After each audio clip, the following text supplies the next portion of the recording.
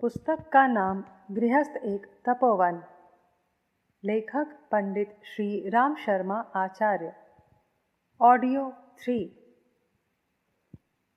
ब्रह्मचर्य और निरालस्य का व्रत धारण। मानव तुच्छ नहीं, महान है। वह महान तत्व से अवतरित होता है, महान लक्ष्य लेकर इस पृथ्वी पर आता है और महानता की शानदार जिंदगी जीते हुए, महान आदर्श उपस्थित करते हुए, महान तत्व को उपलब्ध करने के लिए ही उसकी जीवन यात्रा चलती है। इस राजमार्ग पर वह चलता रहे तो उसे पग पग पर आनंद, संतोष और उल्लास भरी परिस्थिति अनुभव होगी। अपने परिवार का सारा वातावरण उसे सज्जनता और सौम्यता से ओतप्रोत दिखाई देगा।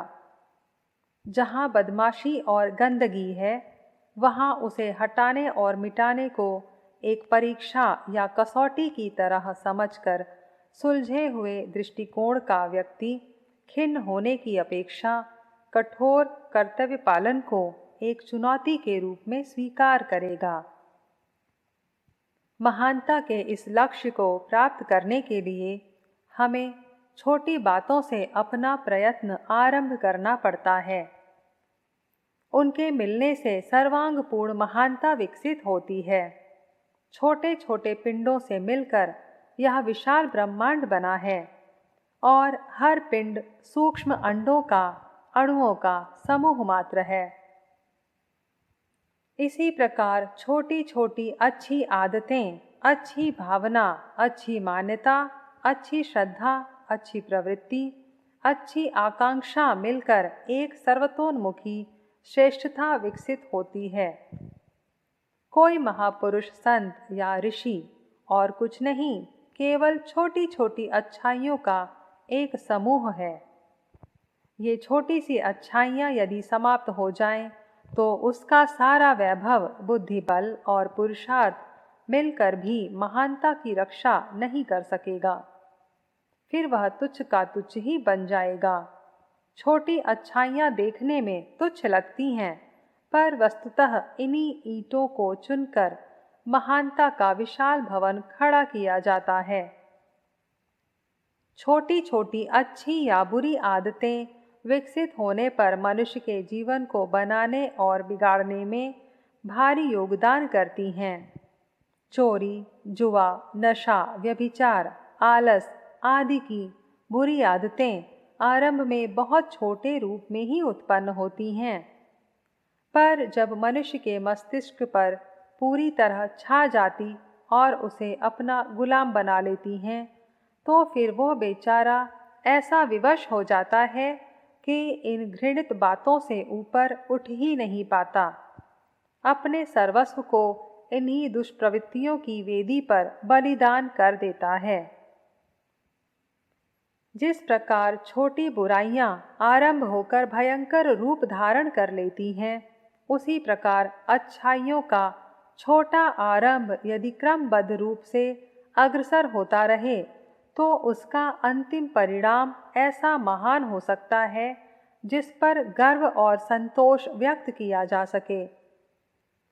वासना पर नियंत्रण होते चलने से गृहस्थ की श्रेष्ठता बढ़ाने के लिए बहुत ही सहायक हो सकते हैं। वासना और तृष्णा की डाकिनों में से एक को, वासना को यदि कुछ काबू में रखा जा सके, तो निसंदेह इस संसार की आधी विपत्ति हल हो सकती है। मानवीय शरीर और मन का सत्यानाश करने वाली डाकिन वासना है, जिससे समाज में अगणित प्रकार के पाप, द्वेष, अनाचार, अत्याचार उत्पन्न होते हैं। इन दोनों को सीमित किए बिना आत्मिक सद्गुणों का असीम विस्तार हो सकना संभव नहीं। इसलिए अध्यात्म विद्या के आचार्य विविध साधनाएं बताकर मानव अंतःकरणों को इन कषाय कल्मषों से विमुक्त करने का प्रयत्न किया करते हैं। यह दो प्रयत्न भी इस दिशा में उठाए गए आरंभिक कदम हैं, जिनका सत्परिणाम सादगी, संतोष, सौम्यता और सज्जनता के रूप में से कुछ ही समय में प्रस्फुटित होता देखा जा सकता है। गृहस्थ जीवन में जड़ जमाने बुराइयों से लड़ने के लिए कष्ट साध्य प्रयास साधक को करने पड़ते हैं। उसे तप कहते हैं। इसे आहार की तपश्चर्या और विहार की तपश्चर्या दो भागों में विभक्त कर सकते हैं। आहार की तपश्चर्या को अस्वादवत और पदार्थ सीमाबंद के रूप में प्रस्तुत कर चुके हैं। विहार की तपश्चर्या में ब्रह्मचर्य और निरालस्य इन दो बातों को रखा गया है। काम सेवन की समस्या व्यक्तिगत मानी जाती है, पर वस्तुतः वह पूरी तरह सामाजिक है। व्यक्तियों के स्वास्थ्य से उसका सीधा संबंध है और संतान की दुर्बलता से हमारी भावी पीढ़ियों का सत्यानाश होना भी एक ऐसी महत्वपूर्ण बात है जिसकी उपेक्षा नहीं की जा सकती। व्यक्तिगत जीवन में शरीर का खोखलापन, दुर्बलता जन्य काया कष्ट, मूत्र रोग, जननेंद्रिय संबंधी बीमारियां, अल्पायु, जवानी में बुढ़ापा, औषधियों का खर्च, उपार्जन में अशक्तता, चित्त में खिन्नता, पीड़ा, घर वालों की परेशानी, स्वजनों की घृणा और झुंझलाहट, दीनता, चिड़चिड़ाहट, विचार शक्ति का अभाव, चंचलता आदि अगणित व्यथाएं ऐसी हैं जो अव्यवस्थित अनियंत्रित काम सेवन करने वालों के पीछे लग जाती हैं और जीवन के रस से ही उन्हें हाथ धोकर निराशा और उदासीनता भरा निकृष्ट जीवन यापन करने के लिए विवश होना पड़ता है। ब्रह्मचर्य की महत्ता का आरोग्य शास्त्र और अध्यात्म शास्त्र एक स्वर से ही गुणगान करते हैं। दोनों ही यह मानते हैं कि व्यक्ति के सर्वांगीण विकास के लिए ब्रह्मचर्य को अमृत ही मानना चाहिए। मरणम बिंदुपातेन जीवनम बिंदुधारणात् की उक्ति में ऋषि ने यही कहा है कि ब्रह्मचर्य को ही जीवन और उसके नाश को ही मरण मानना चाहिए। जिन्हें जिंदगी से प्यार नहीं, जो मौत के मुंह में जाने के लिए आतुर हैं, उन्हें अनियंत्रित काम सेवन का रास्ता अपना लेना चाहिए। सर्वनाश कुछ ही समय में उनके सामने आ खड़ा होगा। महापुरुषों में महानता में सदा से ब्रह्मचर्य का बड़ा योग रहा है। हनुमान, भीष्म, शंकराचार्य, दयानंद आदि में ब्रह्मचर्य का तेज किस प्रकार प्रस्फुटित हुआ था, यह सर्वविदित है। पहलवानों को इस संबंध में काफी सावधानी बरतनी पड़ती है। बुद्धिजीवी लोगों में से जो उत्कृष्ट श्रेणी के हैं, वे ऊर्ध्वरेतता रहकर ही देर तक अपनी बौद्धिक प्रतिभा को स्थिर रख पाते हैं। काम वासना में नष्ट होने से जो शक्ति बचा ली जाती है, वह ओज, तेज, सौंदर्य, उल्लास, शौर्य, साहस, स्फूर्ति आदि महत्वपूर्ण तत्वों में परिणत होकर शरीर में छलकने लगती है। तो मानव शरीर की शोभा और स्थिरता पहले की अपेक्षा बहुत बढ़ जाती है। रोगों को मुकाबला करने वाली जीवनी शक्ति उन्हीं शरीरों में रह पाती है जो अपना सार निचोड़ते रहने में सावधानी बरतते हैं। भजन, ध्यान, श्रद्धा, भक्ति और ईश्वर प्राप्ति के योग्य मनोभूमि बनाने वालों को वासना की ओर से अपना मुंह मोड़ना ही पड़ता है, जिसे इंद्रिय लोलुपता घेरे रहती हैं। उसके लिए उच्च श्रेणी के व्यक्तियों में अपनी गणना करा सकना कठिन है। अविवाहित अखंड ब्रह्मचारी रहना सभी के बस की बात नहीं। कोई विशिष्ट व्यक्ति उस आदर्श का पालन करें तो उनकी प्रशंसा करनी चाहिए, पर सर्वसाधारण के लिए विवाहित जीवन सरल, सुविधाजनक और सुव्यवस्थित प्रगति की दृष्टि से उचित ही है। 4 वर्ण आश्रमों की पद्धति वैज्ञानिक भी है और व्यावहारिक भी।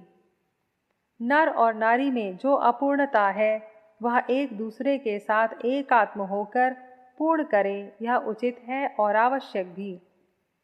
किंतु विवाह होने का मतलब यह नहीं है कि दोनों सर्वनाश के गड्ढे में औंधे मुंह गिरने के लिए अंधी दौड़ें लगाते रहें। महात्मा गांधी ने अनीति की राह पर नामक अपनी पुस्तक में विवाहित जीवन में रहते हुए अधिकाधिक ब्रह्मचर्य पालन करने पर बहुत जोर दिया है। वे स्वयं 36 वर्ष की आयु से अखंड ब्रह्मचर्य पालन करने लगे थे।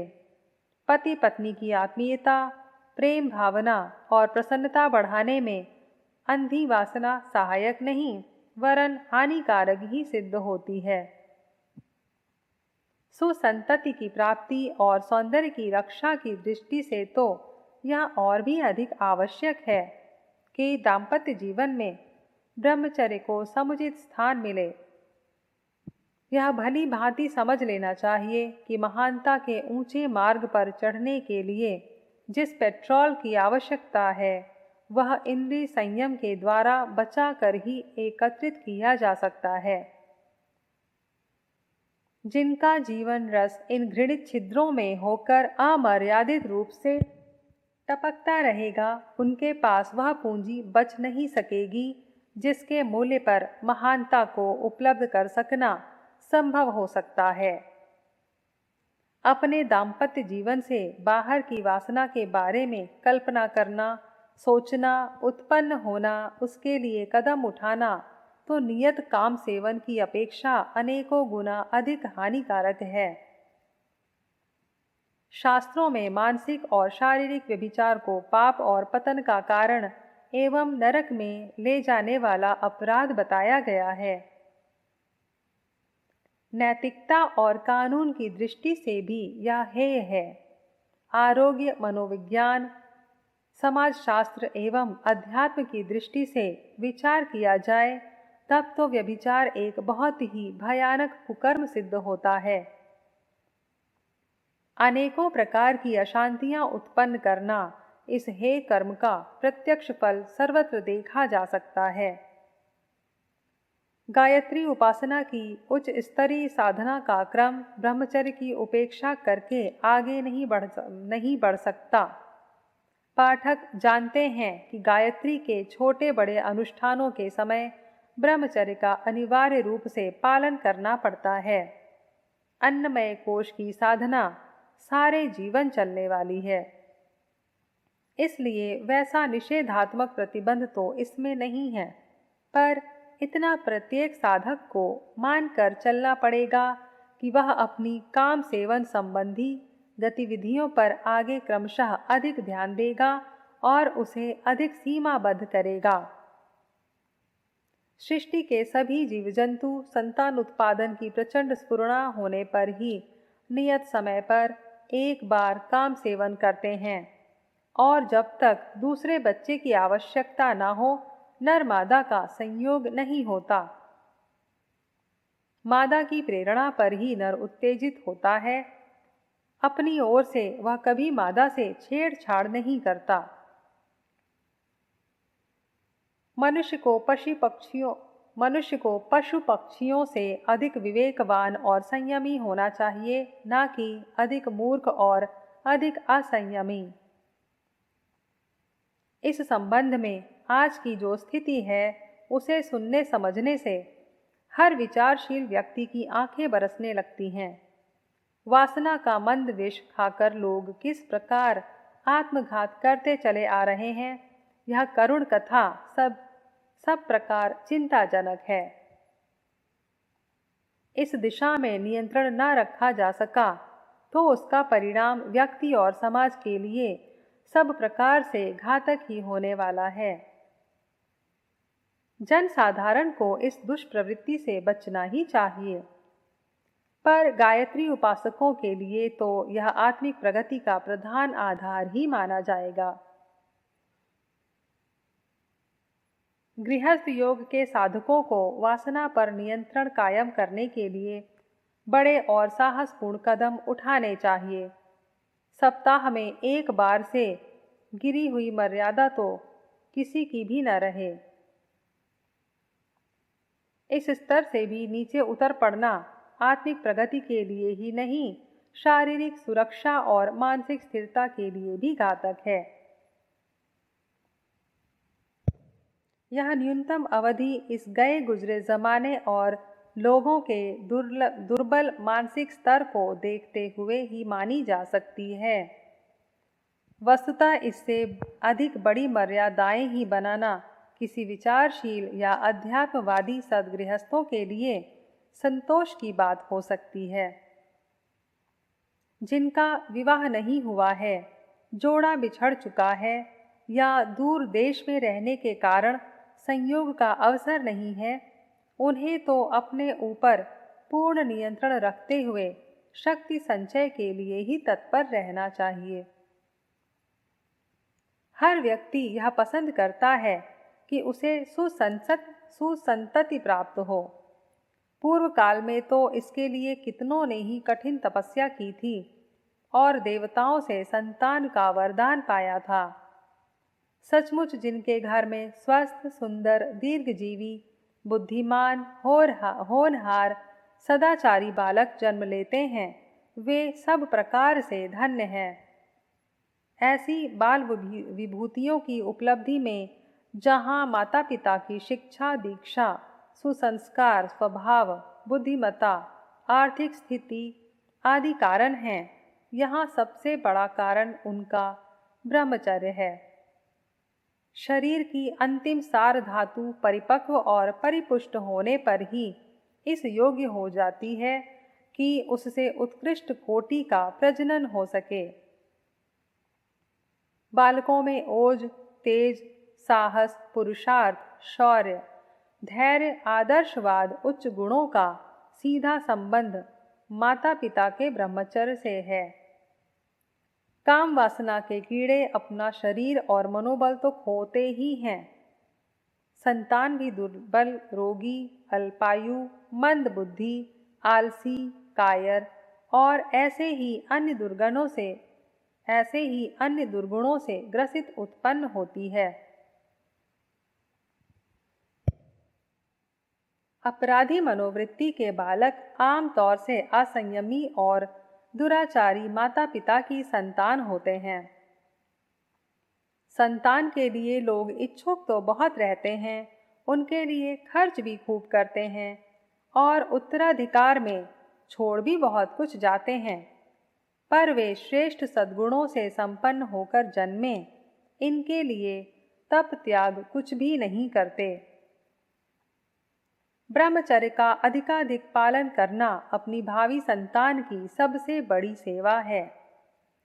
पोशाक, जेवर, दहेज, शिक्षा, भोजना, जायदाद देकर हम बच्चों का उतना भला नहीं कर सकते जितना उन्हें सुदृढ़ जीवन तत्व और सद्गुणों का आत्मिक उपहार देकर सुखी और समृद्ध बना सकते हैं।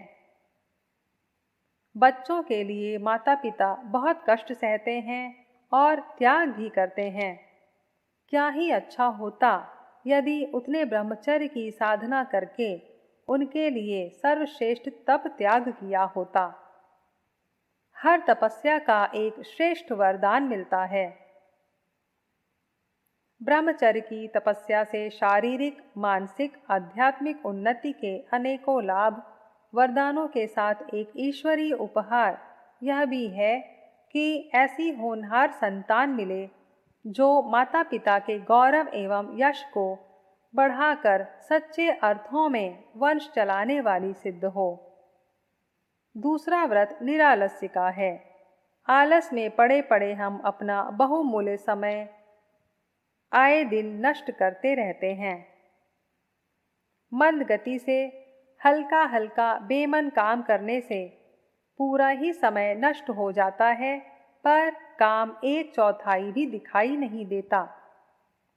जो होता है वह भी फूहड़पन से भरा हुआ, अधूरा आदि अनुपयुक्त ऐसे कामों को समय और श्रम की बर्बादी ही कहा जा सकता है। लोग समझते हैं हम दिन भर काम करते हैं और फुर्सत नहीं पाते। आलस और ढीलेपन की प्रवृत्ति बहुत ही बुरी है। ईश्वर के समय रूप संपत्ति प्रचुर मात्रा में देकर ही मनुष्य को उसके मूल्य पर चाहे जो विभूति उपलब्ध कर सकने की सुविधा दी है, पर जो लोग समय का मूल्य ही नहीं समझते और जिंदगी के दिन ज्यों त्यों काटते रहते हैं, उन्हें निम्न कोटि का असफल और अभावग्रस्त जीवन व्यतीत करने के लिए ही विवश होना पड़ता है। समय रूपी दैवी संपत्ति को आलस्य से बर्बाद करना ऐसा ही है जैसे परोसी हुई थाली में लात मारकर छितरा देना।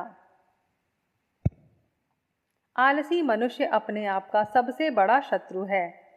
शरीर के भीतर प्रत्येक अंग प्रत्यंग अपनी नियत क्रियाशीलता में अहिर्निश कार्यरत रहता है, फिर बाहर की देह को ही क्यों आलसी होना चाहिए? क्यों काम से घृणा करनी चाहिए? क्यों परिश्रम से जी चुराना चाहिए? आलस और दरिद्रता एक ही वस्तु के दो पहलू हैं। लक्ष्मी सदा उत्साही, उद्योगी और पुरुषार्थी लोगों का आश्रय ढूंढती है। आलसी तो अनायास प्राप्त हुई पैतृक संपत्ति तक को सुरक्षित नहीं रख सकते। अध्यात्म का अर्थ है प्रबल पुरुषार्थ। सवेरे जल्दी उठने की आदत निरालस्यता का पहला चिन्ह है।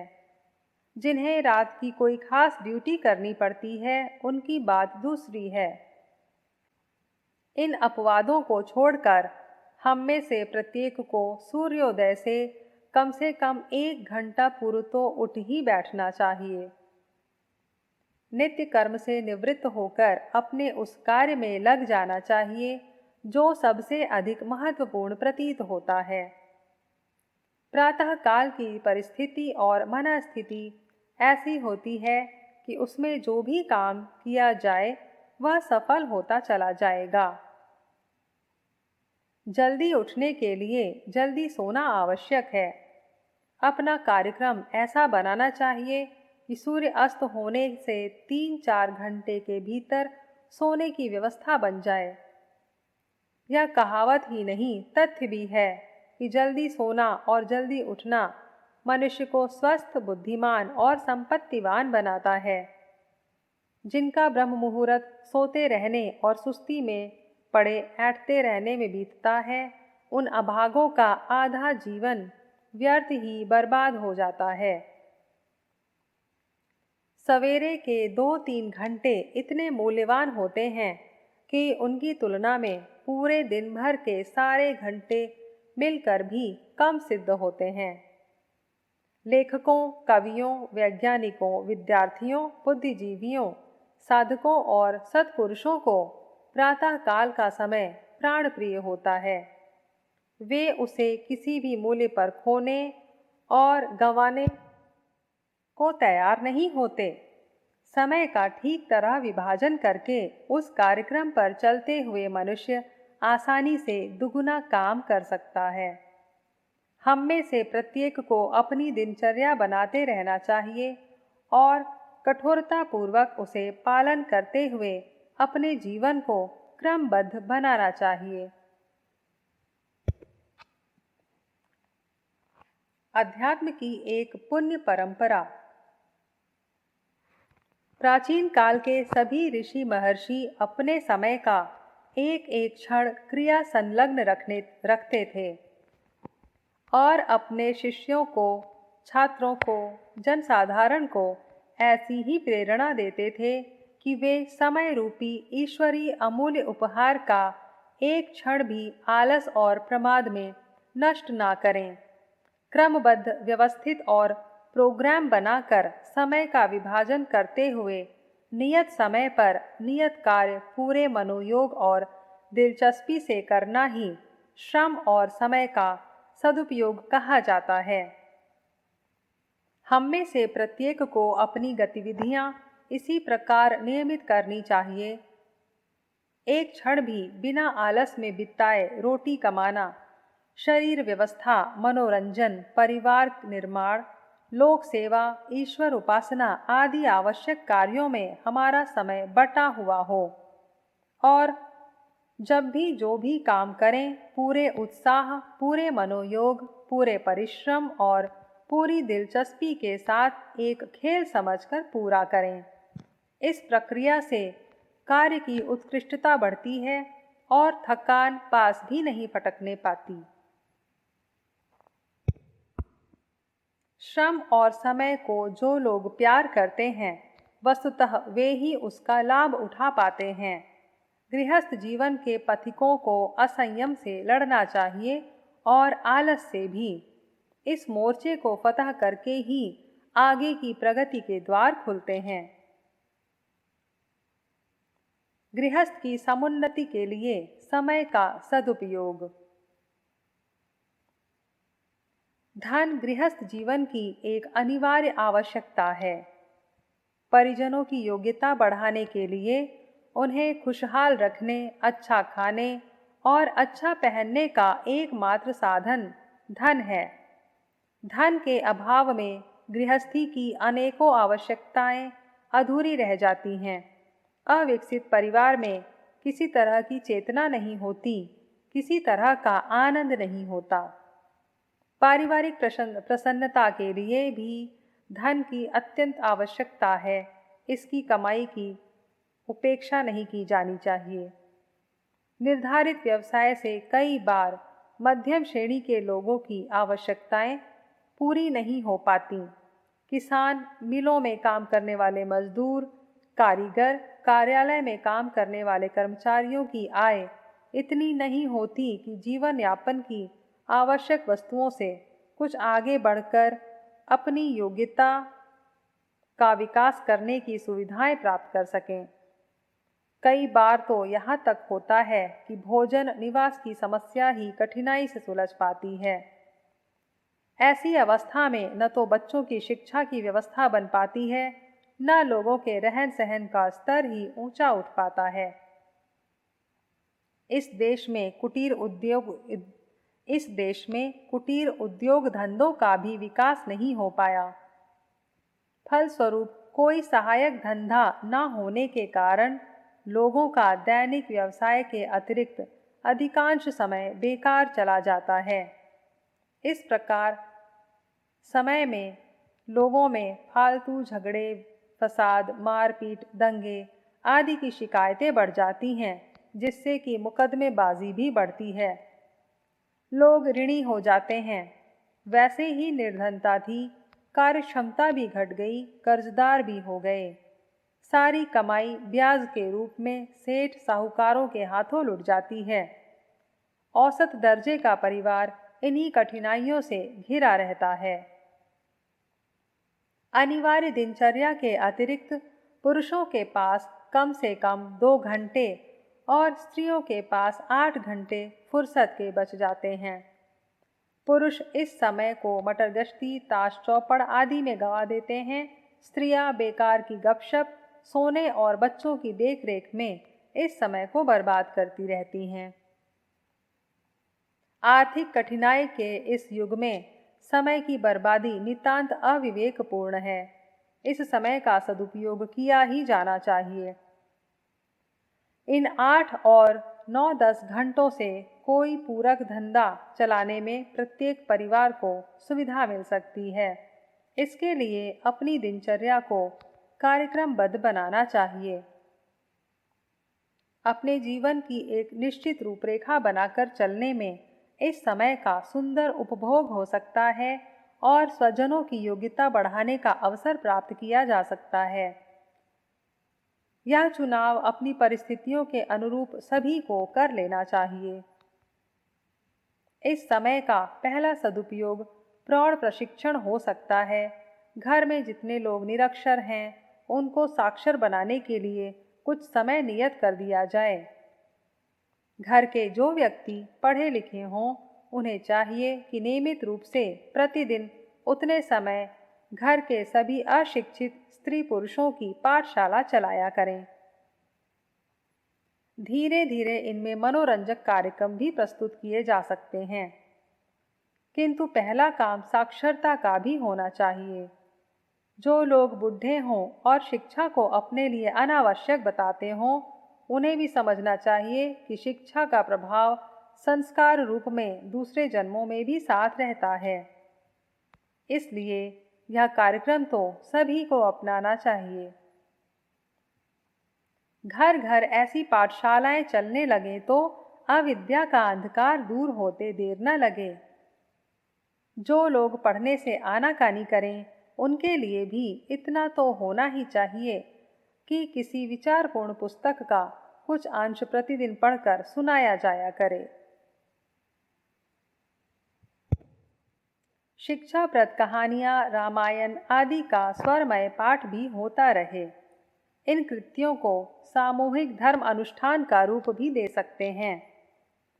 शिक्षा के साथ सामूहिक प्रार्थना, पूजा और उपासना के कार्यक्रम भी चलते रहें तो स्नेह बंधनों को मजबूत बनाने में तथा आत्मिक परिष्कार में सुविधा ही मिलेगी। पठन पाठन की सामग्री का चयन धार्मिकता पर आधारित हो तो अधिक अच्छा है, पर ध्यान रहे कि सिनेमा जैसे गंदे साहित्य का समावेश कदापि न होने पाए। जो शिक्षा उच्छृंखल प्रवृत्ति जगाती हो उसे छुपाकर ही रखना श्रेयस्कर होता है। समाचार पत्र मांगकर भी लोगों का ज्ञान बढ़ाया जा सकता है। जो भी काम करें उसे मात्र खिलवाड़ समझकर ना करें, पूरी दिलचस्पी और लगन के साथ करें।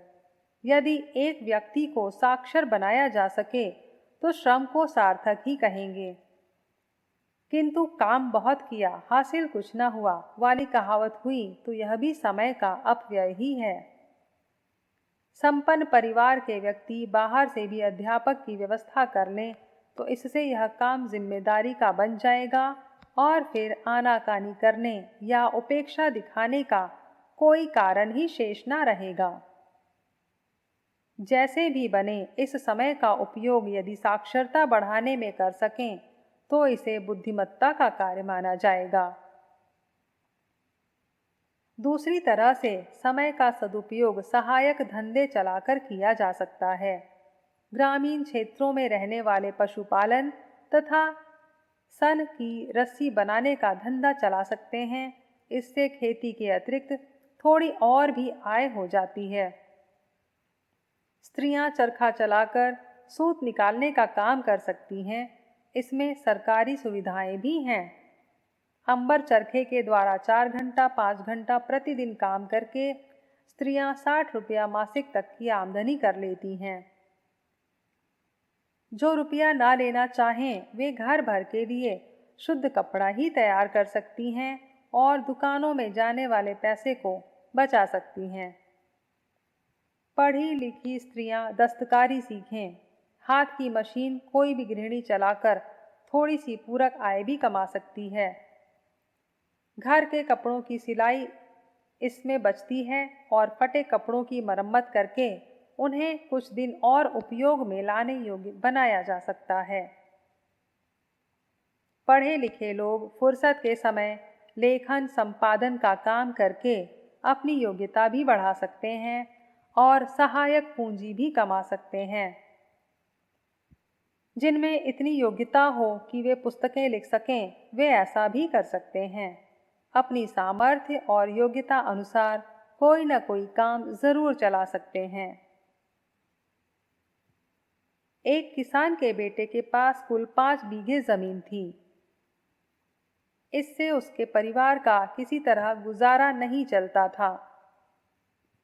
बालक ने एक युक्ति निकाली। 1 बीघे खेत में बाग लगाना शुरू कर दिया। किनारे किनारे पपीते और केले के पौधे रोप दिए और बीच में नींबू, नारंगी, मौसम्मी, अमरूद आदि के पेड़ लगा दिए। इससे 1 बीघा खेती तो कम हो गई, पर पपीते आदि के कुछ पौधे दूसरे ही वर्ष से फल देने लगे और उनकी काफी आमदनी होने लगी।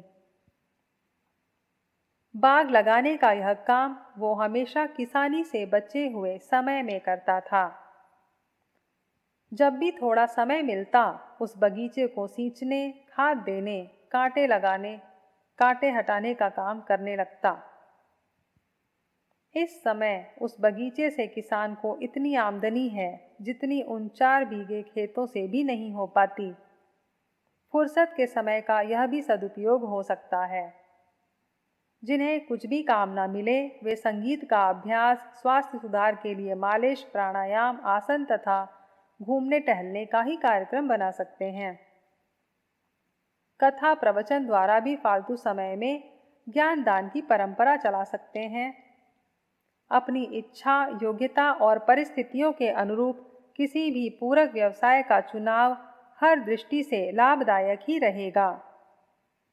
संपन्न व्यक्तियों के लिए समय श्रेष्ठ संस्कार पैदा करने, सांस्कृतिक मनोरंजन प्राप्त करने के भी काम आ सकता है। इस तरह निर्धन परिवार अपनी आजीविका बढ़ाकर, धनी परिवार अपनी योग्यता बढ़ाकर अपने गृहस्थी को सुव्यवस्थित रखने में सहयोग दे सकते हैं। इन रचनात्मक प्रवृत्तियों को हमें अपने जीवन में कोई न कोई स्थान देना ही होगा। सद्गृहस्थ और असद्गृहस्थ में अंतर। अधिकांश लोग गृहस्थ ही होते हैं। साधु, सन्यासी तथा त्यागी विरागी तो विरले ही हो पाते हैं। गृहस्थ होना जहाँ अपने लिए एक सुख सुविधा की बात है, वहाँ सृष्टि का यह चक्र भी गृहस्थ जीवन पर चलता है। समाज की रचना और सभ्यताओं का उदय भी गृहस्थ जीवन पर ही निर्भर है। भारतीय संस्कृति में जिन 4 आश्रमों की व्यवस्था की गई है, उनमें गृहस्थ जीवन को न केवल सर्वोपरि बतलाया है, बल्कि अन्य 3 आश्रमों का आधार भी घोषित किया गया है। सदाचारी गृहस्थ को तपस्वी के समान आदरणीय माना जाता रहा है। इसका कारण भी कोई बड़ा रहस्य नहीं है। सीधी सी बात है कि गृही व्यक्ति परिवार बसाता है, विवाह करता और संतानों की सृष्टि कर प्रजा की वृद्धि करता और साथ ही उनके विकास तथा भरण पोषण के लिए कठोर से कठोर श्रम रूपी तपस्या किया करता है। सच्चा गृही कर्तव्य निष्ठा से एक नारी को शिरोधार्य करता, उसे फलवती बनाता और आजीवन उसका तथा उसकी प्रजा का साथ देता, उनको जीवन यात्रा में सहयोग करता है। यदि कोई बुद्धिमान गृहस्थ इस दायित्व को निष्प्रिय भाव से ग्रहण कर ईश्वरीय आज्ञा की तरह पालन करता है, तो निश्चय ही वह गृहवासी होते हुए भी सन्यासी और भोगी होते हुए भी योगी है। गृही और गृहस्थ आश्रम की बड़ी महिमा है। जीवन यापन की विशेष पद्धति की, जिसे सभ्यता संस्कृति भी कह सकते हैं, आवश्यकता भी गृहस्थ को अधिक होती है।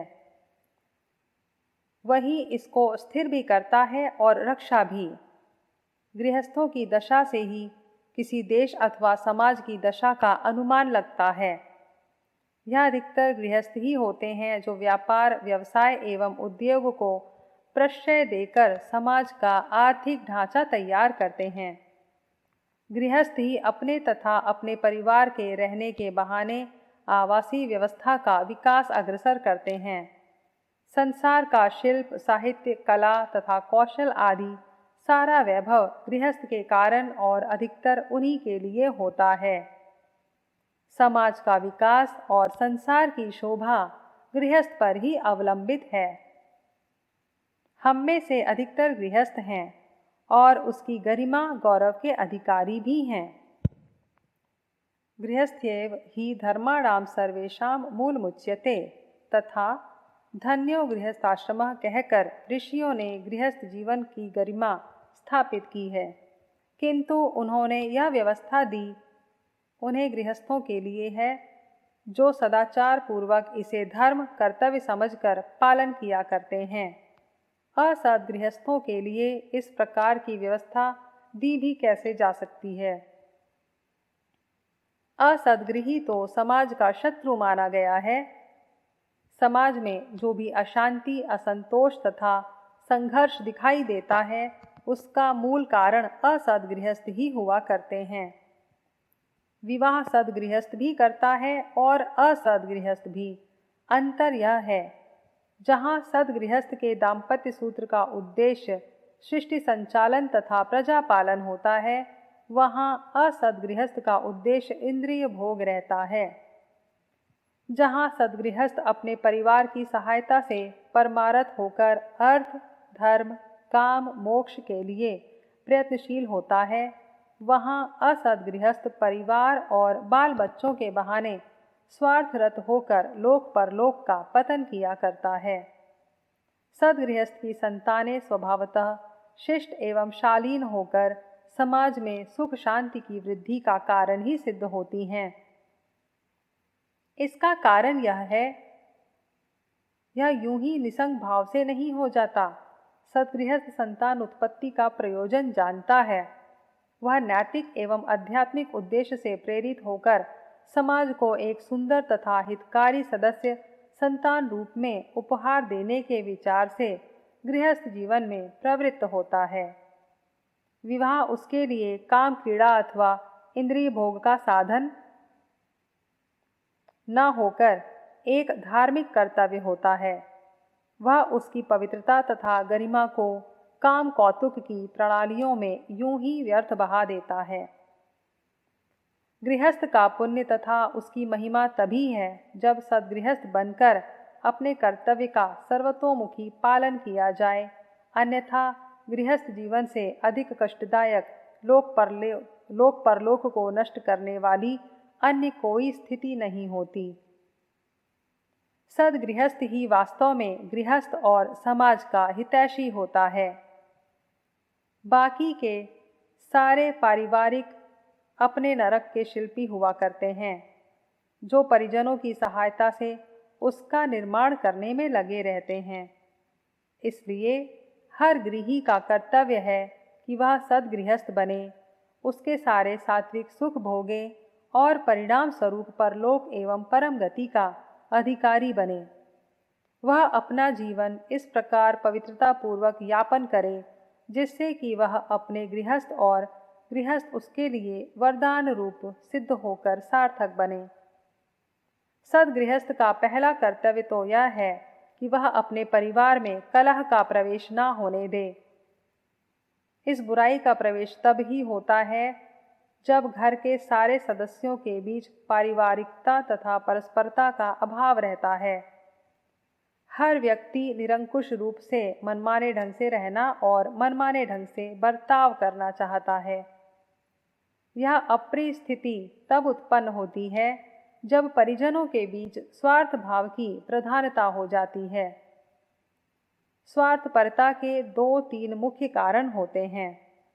एक तो स्पष्ट अभाव, दूसरा अधिक संपन्नता और तीसरा विषम व्यवहार।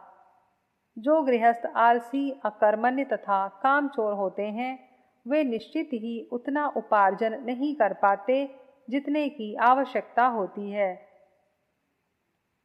फल यह होता है कि जो कुछ थोड़ा बहुत घर में आ पाता है, उसमें से अपनी आवश्यकता पूर्ति करने के लिए हर सदस्य अधिक से अधिक चाहने और पाने का प्रयत्न किया करता है। इस छीना झपटी में स्वार्थपरता को प्रश्रय मिलना स्वाभाविक ही है। इसको किसी प्रकार भी नहीं रोका जा सकता। अधिक संपन्नता होने अथवा आवश्यकता से अधिक आय की स्थिति में भी सदस्य स्वार्थपरायण हो जाते हैं। अधिकता के कारण हर सदस्य अपने लिए मनमाना भाग चाहने लगता है। विलासिता, व्यसन तथा फैशन परस्ती बढ़ जाती है। आलस्य, अहंकार तथा अकर्मण्यता घर बना लेती है। सब कोई एक दूसरे पर हुक्म चलाने और अपनी प्रधानता के लिए प्रयत्नशील हो उठते हैं। एक दूसरे की हिर्स तथा स्पर्धा उनका स्वभाव बन जाता है। ऐसी अस्तव्यस्त तथा अव्यवस्थित दशा में स्वार्थपरता तथा कलहपरायणता की वृद्धि हो जानी स्वाभाविक ही है। परिवार में एक दूसरे सदस्यों द्वारा और विशेषतः परिवार प्रमुख द्वारा किसी एक सदस्य को मुख्यता देना, उस पर अधिक व्यय करना अथवा अधिक स्नेह रखना और दूसरों के प्रति उदासीनता अथवा उपेक्षा का भाव रखना उनमें ईर्ष्या द्वेष की वृद्धि करने लगता है। ऊपर से भले ही सारे सदस्य एक सूत्र में आबद्ध दिखते रहें, किंतु अंदर ही अंदर वे विच्छृंखल होकर एक दूसरे से फूट जाते हैं। इस प्रकार की विशृंखल स्थिति में पारिवारिक शांति तथा प्रसन्नता का रह सकना कठिन है।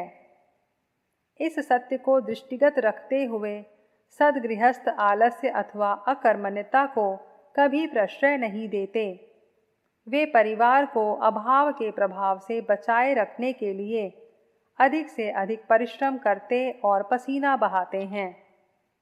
वे परिवार का अभाव दूर करने के लिए अपनी सीमा में कोई भी प्रयत्न उठा नहीं रखते। परिश्रमी गृहस्थों के पास आवश्यकता से कुछ अधिक पैसा हो जाना कोई आश्चर्यजनक नहीं। ऐसी स्थिति में वे सब सदस्यों के सम्मुख लूटने उड़ाने के लिए ढेर नहीं लगा देते।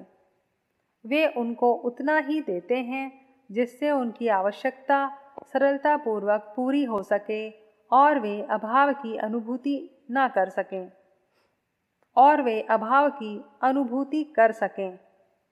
शेष आय उनके आगे के लिए, भविष्य के लिए सुरक्षित रखते अथवा ऐसे उद्योगों में लगा देते हैं जिससे पूंजी सुरक्षित भी रहे और कुछ लोगों की आजीविका का साधन भी बन जाए। साथ ही वे अपनी बचत का कुछ भाग धार्मिक तथा सामाजिक सेवा में भी व्यय करते हैं, जिससे परिवार के सदस्यों पर शुभ संस्कार पड़े, लोगों की दृष्टि में उनका सम्मान बढ़े और इस प्रकार परिवार के सदस्य गरिमा के भाव से बुराइयों तथा अनुत्तरदायित्वपूर्ण कामों से बचे रहें। सद्गृहस्थ अपने परिवार के सदस्यों के बीच असमानता का व्यवहार नहीं करते।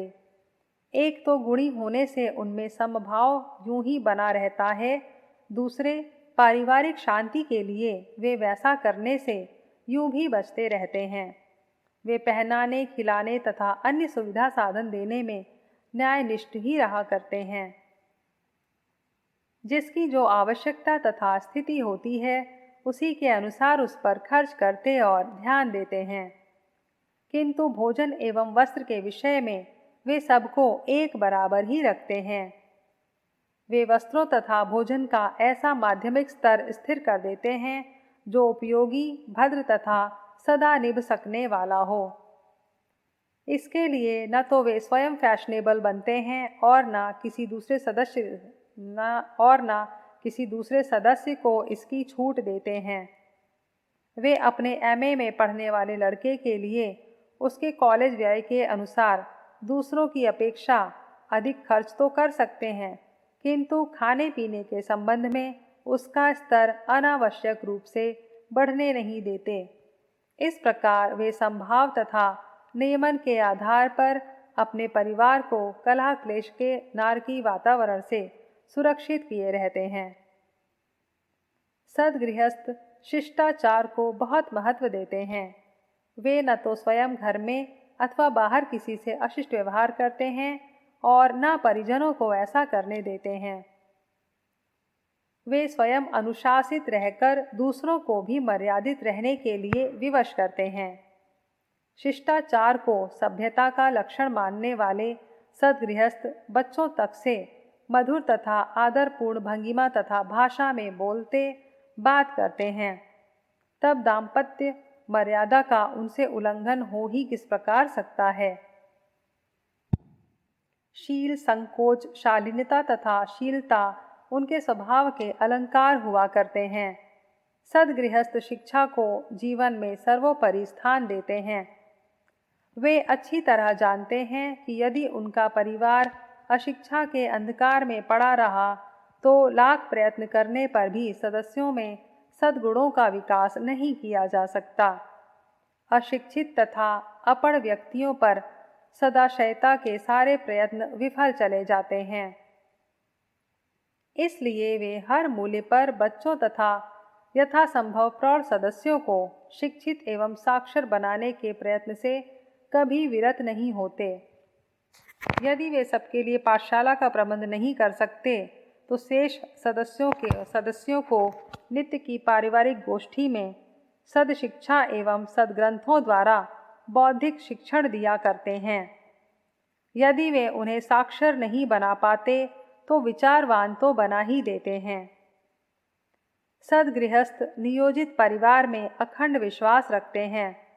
वे अपनी, समाज की तथा राष्ट्र की स्थिति के अनुसार उतने बच्चों में ही संतुष्ट हो जाते हैं जिनको शिक्षित दीक्षित करके सभ्य तथा सफल नागरिक बना सकें।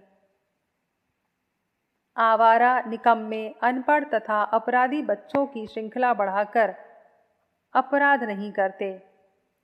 स्थिति के अनुसार 2 या 3 बच्चों के बाद विराम लगाकर शेष जीवन संयम तथा ब्रह्मचर्य पूर्वक बच्चों को समुचित विकास करने तथा आत्मोद्धार के लिए लगाकर सदा सर्वदा के लिए सुखी तथा संतुष्ट हो जाया करते हैं।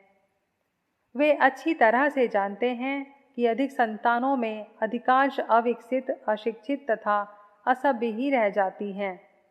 ऐसी संतानें जीवन के लिए कितना बड़ा अभिशाप सिद्ध होती हैं, इसका प्रमाण अनियंत्रित एवं असदगृहस्थों की दशा देखकर पाया जा सकता है। गृहस्थ जीवन सर्वोपरि जीवन है, किंतु कब तक? जब तक सदगृहस्थ बनकर पारिवारिक शांति, शिष्टाचार, शिक्षित परिवार नियोजन तथा बाल विकास की शर्तों को पूरा करते हुए पारमार्थिक जीवन यापन किया जाए और दाम्पत्य जीवन को भोग का माध्यम नहीं, एक धार्मिक तथा आध्यात्मिक कर्ता समझकर निभाया जाए।